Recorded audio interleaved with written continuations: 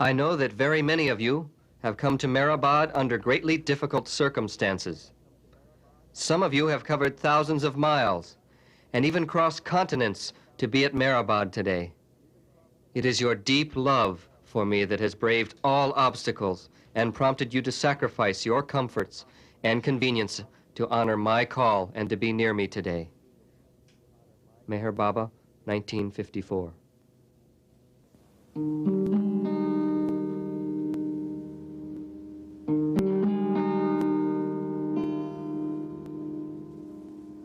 What great fortune is this, to have come to the house of the Lord. His children are playing out their roles for him solely, even their liquid laughter, it is holy.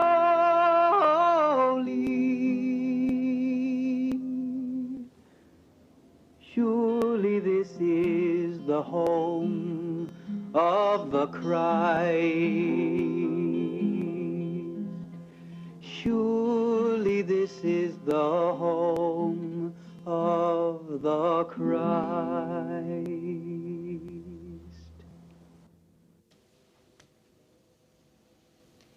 In 1921, Upasni Maharaj, one of the 5 perfect masters for this age, folded his hands before Merwan S. Irani and said, "You are the avatar. I salute you." Merwan, who had become known as Meher Baba, meaning compassionate father, began his work as the avatar of the age. Age after age, when the wick of righteousness burns low, the avatar comes yet once again to rekindle the torch of love and truth. Age after age, through the noise and disruption of war, fear, and chaos, the avatar's call rings out, "Come all unto me." In 1923, Avatar Meher Baba and a group of his followers moved from Bombay to Arangan, a small village near Ahmednagar in western India. This 16th century walled town, whose history can be traced to the Mughal period, had been the abode of saints and hermits for centuries. But now, this parched piece of land had fallen into ruin, the town inhabited by poor farmers. Meher Baba and his group had reached a dilapidated settlement next to the town that had been a British military camp, now belonging to the father of one, Adi K. Irani. To the amazement of the group, Baba said he would like to stay there. Work began almost immediately, cleaning, rebuilding, plastering and whitewashing the tumble-down buildings. The hours were long and the diet meager, rice and lentils at midday, bread and potatoes in the evening. In 1925, Baba settled more permanently in Arangan. In the course of a year and a half, the settlement flourished and grew from a small outpost to a small town, giving rise to the name Meherabad, meaning Meher flourishing. After several months, we settled down and the place gradually became known as Meherabad. For almost 2 years until November 1926, it was like a small model town. In it lived about 500 souls, working in the hospital, the dispensary, and the schools. There were also ashrams for boys, men and women, and shelters for the poor and for lepers, all of which were established here in connection with my work. The more you work for me, the less important you feel in yourself. You must always remember that I alone do my work. I allow you to work for me so that you have the opportunity to use your talent and capacities selflessly and so draw closer to me. My work is your opportunity. But when you allow yourself to intervene between you and my work, you are allowing the work to take you from me. When you put my work before yourself, the work will go right, though not necessarily smoothly. And when the work does not go right, it means that you have put yourself between it and its accomplishment. The way of my work is the way of effacement, which is the way of strength, not of weakness. And through it, you become mature in my love. In late 1926, Baba arranged to close all the institutions, and apart from the original post office building, the mess quarters, and Baba's cabin, all the buildings were dismantled.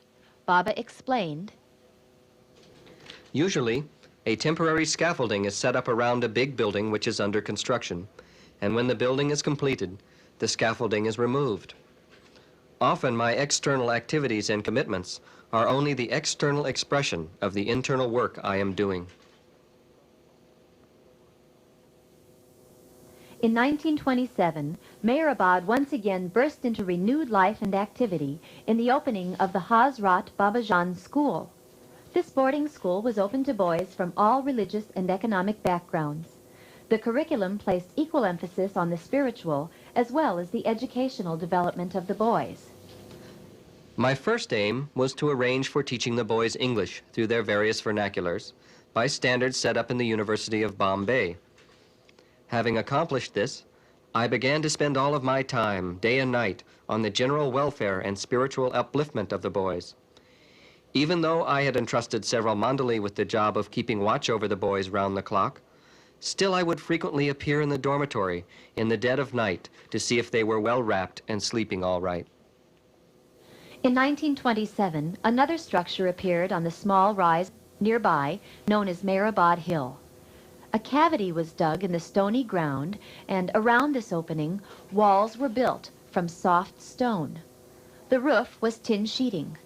A doorway faced south, and a window faced east. From here, Baba would often give discourses to the schoolboys.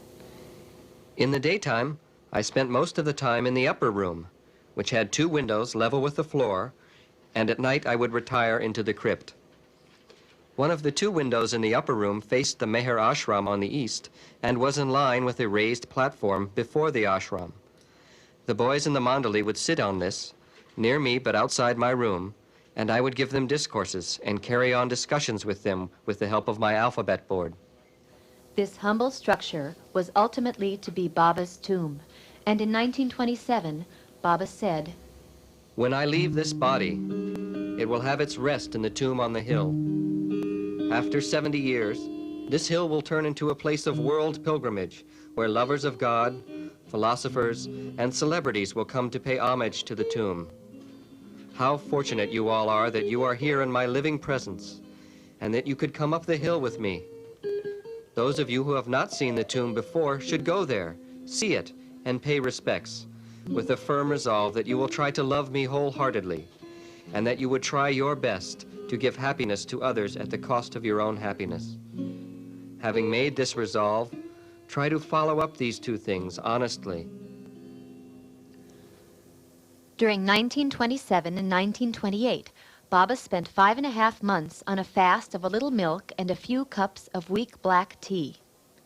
In the midst of this prolonged fast, Baba remained for 69 days in the tomb structure. Whatever objective work is done by one of universal mind and infinite consciousness affects the whole scope of his working. If he fasts, the result of fasting is felt by the whole universe spiritually. If he observes silence, characteristic spiritual benefit accrues to the universe. Just as fasting in silence by an individual results in spiritual gain to the individual concerned, likewise fasting in silence by one of universal mind and infinite consciousness amounts to an ordeal suffered by the universe itself, resulting in spiritual betterment of the whole.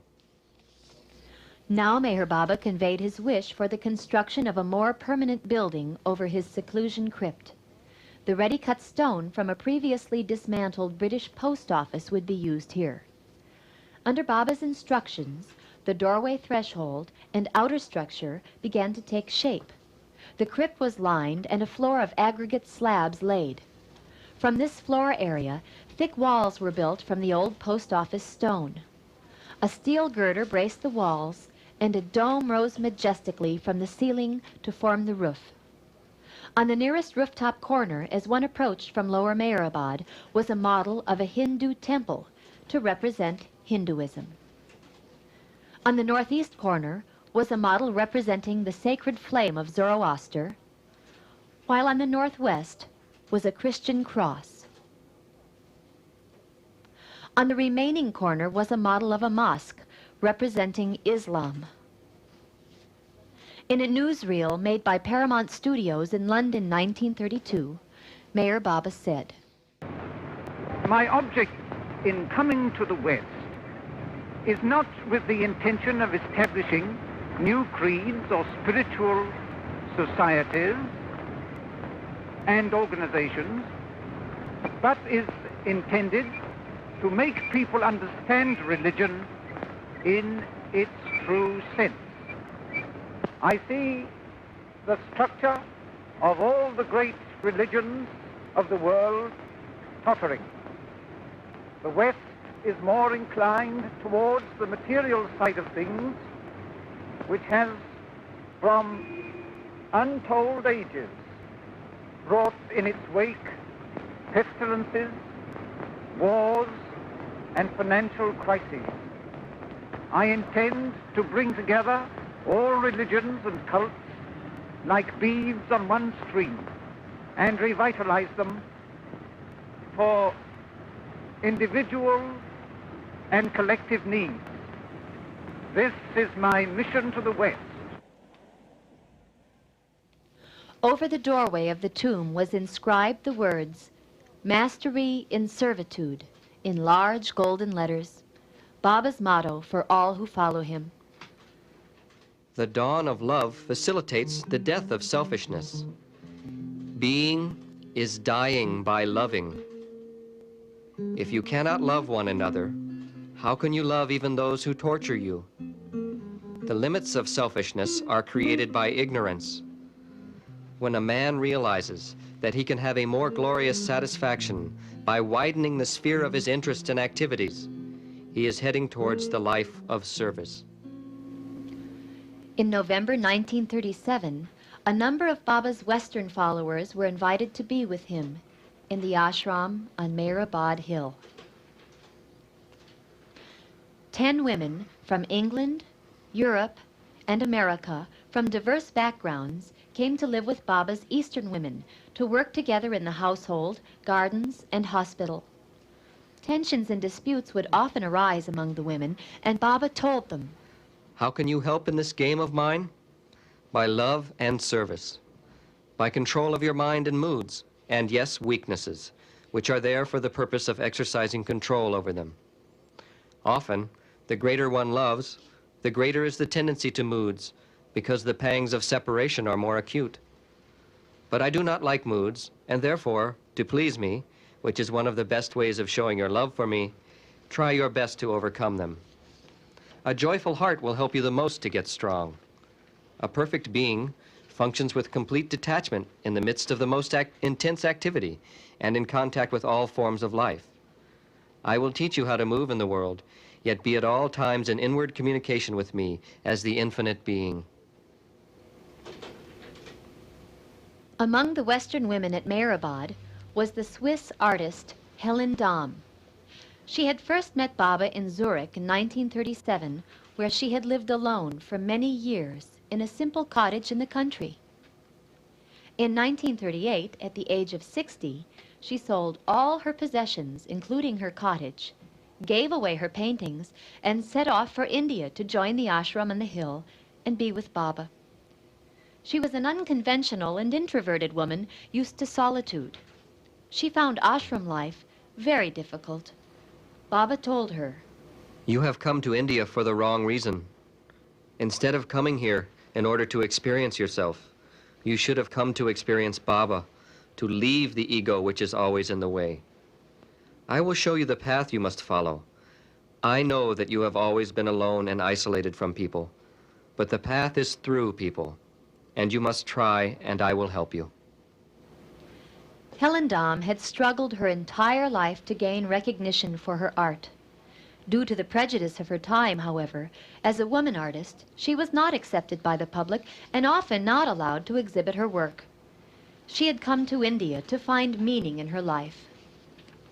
Helen would make drawings and sketches for Baba while in the ashram, and at one point he directed her to paint the inside of his tomb with murals, including the walls, the inside of the dome, and the crypt. She did not even have her own brushes or paints, but had to use what was available from among the other Westerners living there. She was to say later that the 9 months she lived in India had more value than 20 years of living in Zurich. Upon her return to the West, she gained widespread recognition for her work. One exhibition followed another, and at the age of 70, she was accepted as the most important female painter in Switzerland. In 1954, she received the highest art award which the city of Zurich had to give. Never before had a woman received this award. The early 1930s had been a quiet period at Meherabad. The late 30s and early 40s saw an intense period of activity. The tomb had been rebuilt, the old water tower was remodeled, and at one point there were over 100 followers living at Upper and Lower Meherabad, the women living up the hill, and the men down beyond the railroad tracks. In October 1949, a new phase began in Baba's work that he referred to as the new life. He and a small group of men and women began a life of helplessness and hopelessness, traveling through India with almost no possessions or comforts, begging for their food, and traveling for the most part by foot. Baba said, I have no cash except an amount which is kept aside for certain work. Everything I possess is to be disposed of. Nothing is to remain as my property and in my name, except the Meherabad Hill premises on which the tomb for my bodily remains has already been built. And all should always remember that when I leave my body, it has always to be buried there. On his return from the New Life travels in India, Baba began a period of seclusion in a place some 15 miles from Meherabad that became known as Meherazad. From this time on, Baba resided at Meherazad with his close ones, and only on occasions would visit Meherabad Hill. One such occasion was in September 1954, when he invited men from the East and West for a special meeting to spend 3 weeks in his company. On Tuesday, September 14th, he took his Western lovers up Meherabad Hill and showed them around his tomb, his cabin, and several other structures which were associated with his work over the years. Baba decided that all his Western visitors should stay together under one roof. So again, the large 2-story stone building which had served for years as a retreat for Baba's women followers was put to use. The large converted dormitory would house Baba's Western men followers for 3 weeks.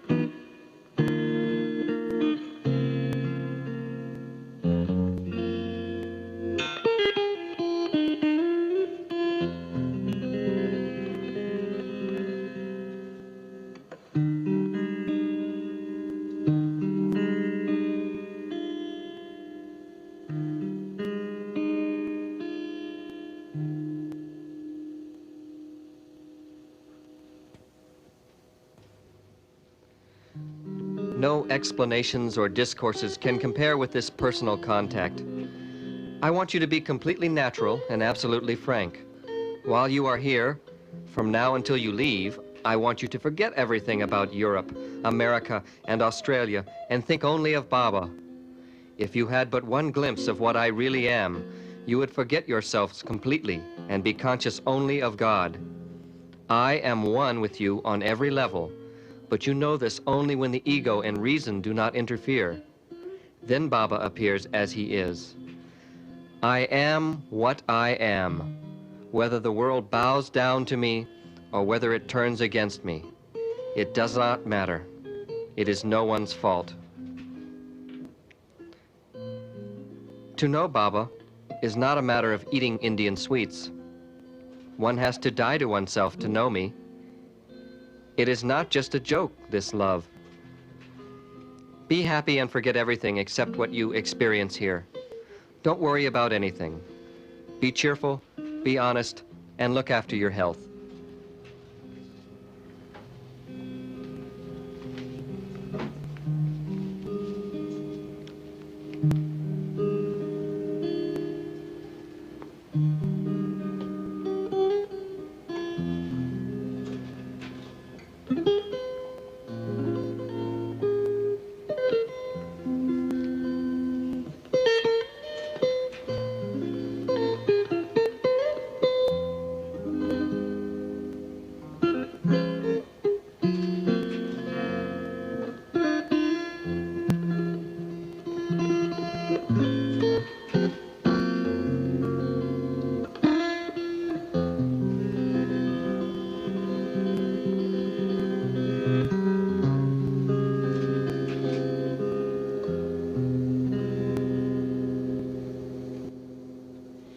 These 3 incredible weeks offered the Western men a unique opportunity to participate in Baba's daily life of service to mankind.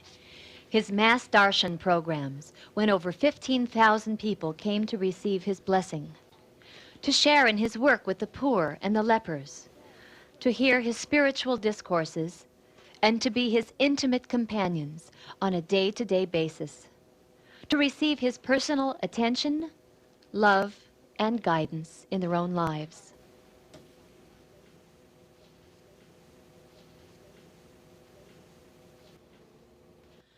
During the 50s and 60s, Baba visited Meherabad only rarely, and even seemed to direct his followers' attention away from the tomb. At this time, he did not encourage people to visit the structure.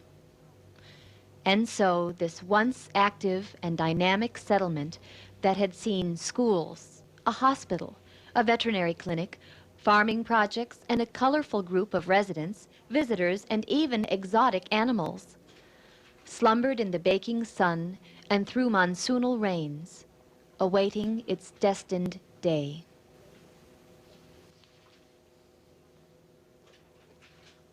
On 30th July, 1968, Baba said, My work is done. It is completed 100% to my satisfaction. On 13th October, 1968, Baba said, Today I say, the time has come. Remember this. On 31st January, 1969, news went out from India to Baba's lovers all over the world. Avatar Meher Baba dropped his physical body at 12 noon, 31 January, at Meherazad, to live eternally in the hearts of all his lovers. Beloved Baba's body will be interred at Meherabad, Erangan, on 1 February at 10 a.m. in the tomb he ordered to be built long ago. The first reaction from around the world to this news was utter disbelief. For in October the previous year, Baba had announced that he would give his darshan to his lovers all over the world from 10th April to 10th June 1969. There were many new followers who were waiting for the chance to see Baba but had been unable to do so because of his 3 years of seclusion. This announcement of a coming meeting was eagerly awaited by all who followed Baba. His close ones, however, were apprehensive of his physical condition due to the strain on his body from those 3 years of intense work. But he said, It will be easy for me to give my lovers my darshan, so you are not to feel concerned about it. I will give darshan reclining, and that will be no strain on my body. It will be different from all previous darshans, and it will be the last in silence. Although I will be reclining, I will be very strong. My physical condition now is because of my work, but by then my work will be complete, and my exaltation will be great. It will be my glory. One of his close followers in India reported, "Outwardly, to our eyes, Baba's condition deteriorated still further, and we wanted to take him to Pune for further tests. He refused to go and warned us that we should not try and take him against his wish. He said, 'If you want me to drop my body now, then take me to Pune. My condition has no medical grounds at all. It is due purely to the strain of my work.'" And so, helpless before his will, we had to obey his will. At 12:15 p.m. on January 31st, Avatar Meher Baba dropped his body. In the evening, his body was brought to Meherabad. The sun was setting and the moon was rising as he was placed in the tomb for his lovers to take his darshan, fulfilling beloved Baba's word that he would give his darshan reclining. Of the Meherazad men and women who accompanied his body on the final journey to Meherabad, one describes, "Although we started out from Meherazad on that Friday evening with hearts numbed and empty, our hands had been kept occupied in doing the things that the beloved would want us to do. In the midst of many practical details, we remembered to take along our gramophone and the record of Begin the Begin. Baba had told us many times over the years to play this song by his side when he dropped his body. And so on that night of 31st January and the next day, 7 times I played the song of Begin the Begin by his side.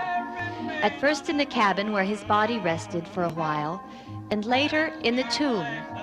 And while the song played, it seemed to convey to us his message that this was not an end, but a beginning. The beginning of his completed work bearing fruit. Oh yes, let them begin the begin, make them pray. Tell the stars that will they before return above you. Tell you whisper to me once more, darling, I love you. And we suddenly know what heaven we're in when they begin the begin.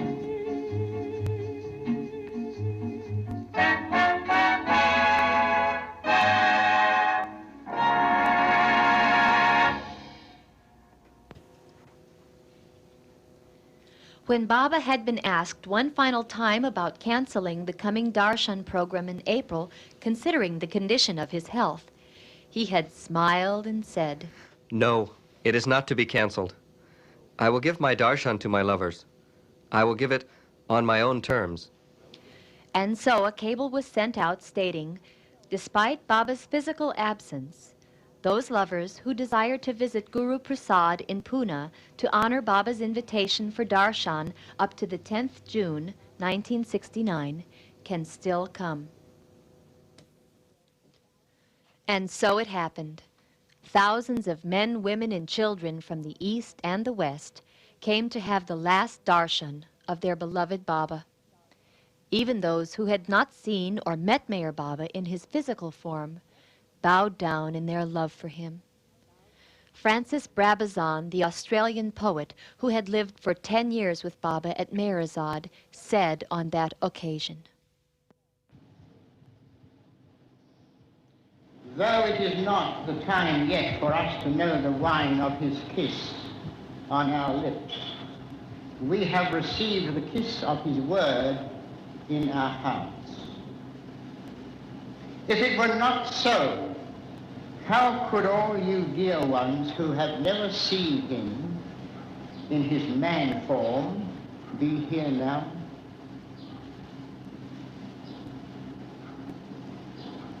Who but the beloved of beloveds could speak his word silently in your hearts and make you come from across the world to take his darshan, to bow down to him in your hearts?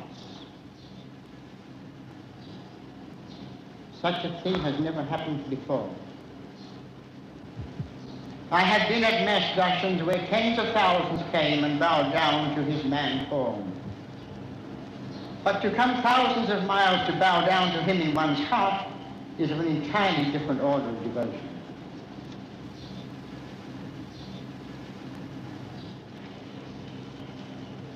Why has beloved Baba given you people this extraordinary privilege?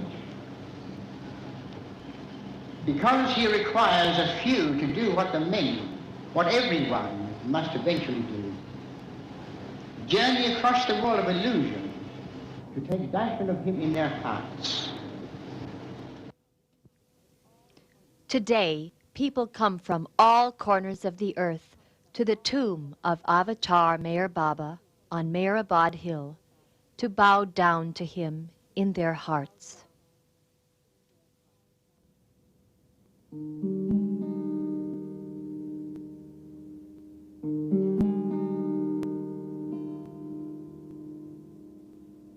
What great fortune is this, to have come to the house of the Lord. His children are playing out their roles for him solely, even their liquid laughter, it is holy.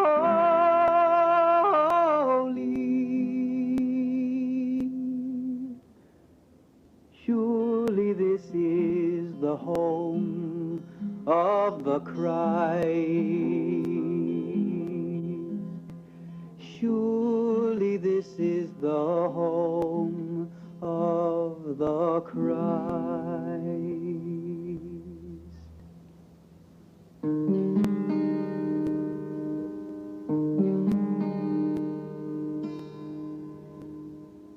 What grand household is this? Who is the host and who is the guest? Each visitor receiving precious gifts unknown. The greatest treasure is to know his home is your own.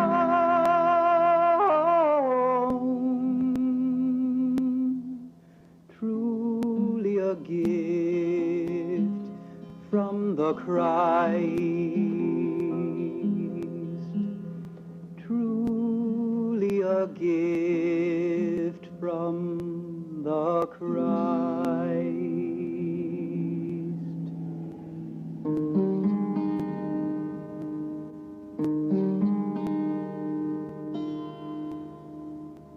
What great fortune is this? We have come to the house of the Lord.